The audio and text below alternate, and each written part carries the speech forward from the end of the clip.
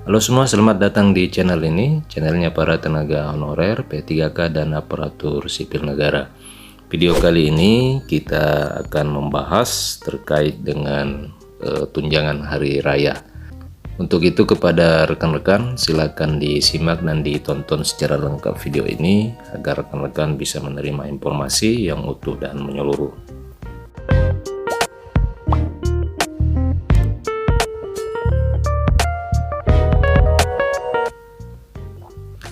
Rekan-rekan sekalian, tenaga honorer saat ini masih saja belum mendapatkan kepastian mengenai nasibnya akan tetap apakah akan diangkat sebagai aparatur sipil negara ataukah akan diberhentikan secara massal. Namun yang pasti tenaga honorer tetap akan menerima tunjangan hari raya ya, meskipun nasibnya masih belum pasti. Rekan-rekan sekalian, peraturan pemerintah nomor 16 tahun 2022 di mana peraturan ini menyebutkan bahwa tenaga honorer itu dapat diberikan tunjangan hari raya termasuk juga gaji ke-13 jika telah memenuhi beberapa kriteria. Jadi PP ini mengatur tentang pemberian tunjangan hari raya dan gaji 13 untuk tahun 2022. Nah, tentu tahun 2023 ini tidak jauh berbeda dengan apa yang diterapkan di tahun 2022 yang lalu.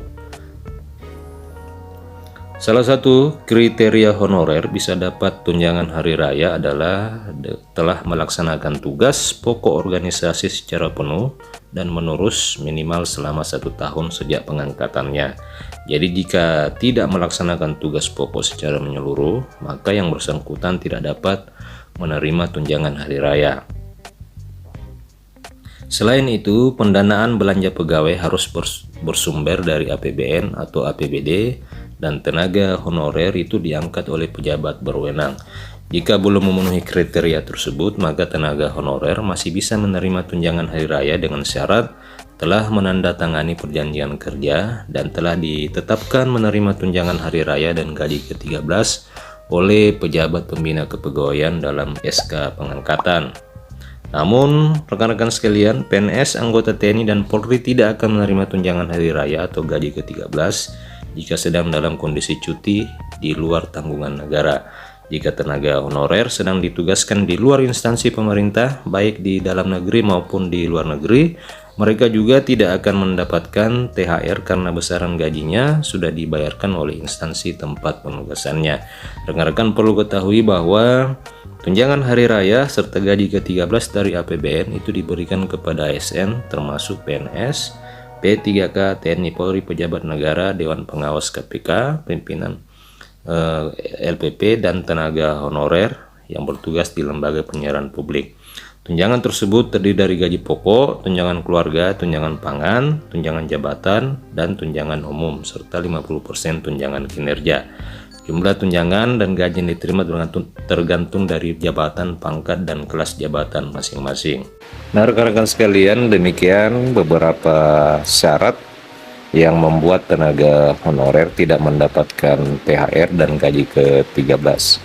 Rekan-rekan perlu diketahui bersama bahwa peraturan pemerintah ini telah mengatur tentang pemberian tunjangan hari raya dan gaji ke-13 kepada para tenaga honorer.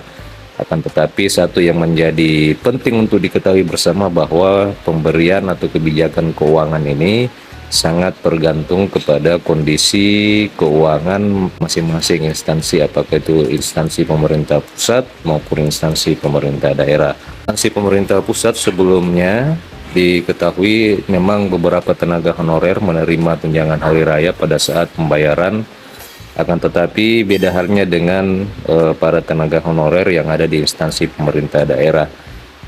Hampir mayoritas tidak terbayarkan oleh karena mungkin dipengaruhi oleh kondisi atau beban keuangan daerah.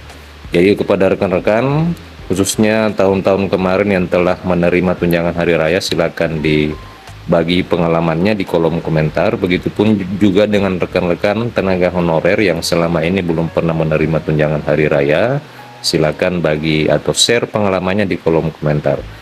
Rekan-rekan sekalian, kita berdoa saja mudah-mudahan ada kebijakan yang luar biasa yang bisa dilakukan pada tahun ini sehingga seluruh tenaga non aparatur sipil negara juga bisa mendapatkan tunjangan hari raya maupun gaji ke-13.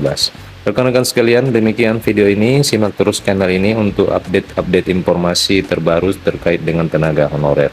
Terima kasih telah menyaksikan. Sampai jumpa di video berikutnya.